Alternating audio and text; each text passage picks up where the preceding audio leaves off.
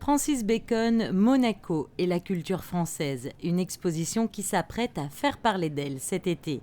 Il est l'un des projets les plus ambitieux consacrés à Francis Bacon, 66 œuvres parmi les plus significatives de l'artiste et 13 œuvres comparatives dévoilées dans les 4000 mètres carrés de l'espace Ravel du Grimaldi Forum. Un regard croisé destiné à montrer toute l'éloquence et toute la puissance de la peinture de Francis Bacon sous un angle inédit, l'influence de la culture française et sa période monégasque. He was the biggest Francophile ever. And it's an easy thing to say, and you may say it's an exaggeration, but not much. C'était le plus grand francophile de tous les temps. Et vous savez, quand je dis ça, je n'exagère pas. Il s'était complètement imprégné de la culture française. Il a été inspiré par Velázquez ou des artistes russes, mais il en revenait toujours à la culture française.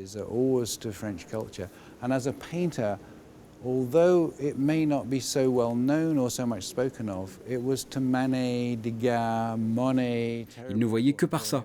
Les peintres français comme Manet, Lursa et Monet l'ont influencé et ils étaient très importants pour lui. He loved the life in France and by chance almost, so much is par hasard in his life. He met this family in Chantilly. Il a adoré vivre en France ou à Monaco.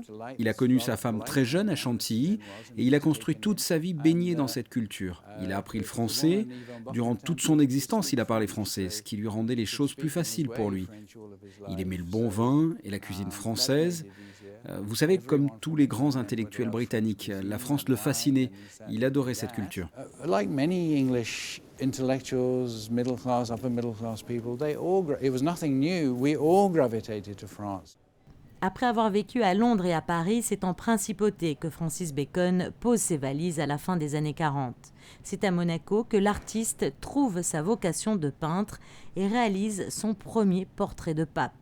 Il devient dès lors un peintre du corps humain et de l'esprit, une étape décisive dans son œuvre qui amènera plus tard Francis Bacon à être reconnu comme l'artiste figuratif le plus énigmatique de l'après-guerre. Et même si ce monstre sacré n'a vécu en principauté que durant quelques années, tout au long de sa vie, Francis Bacon n'aura de cesse de séjourner à Monaco et dans le sud de la France.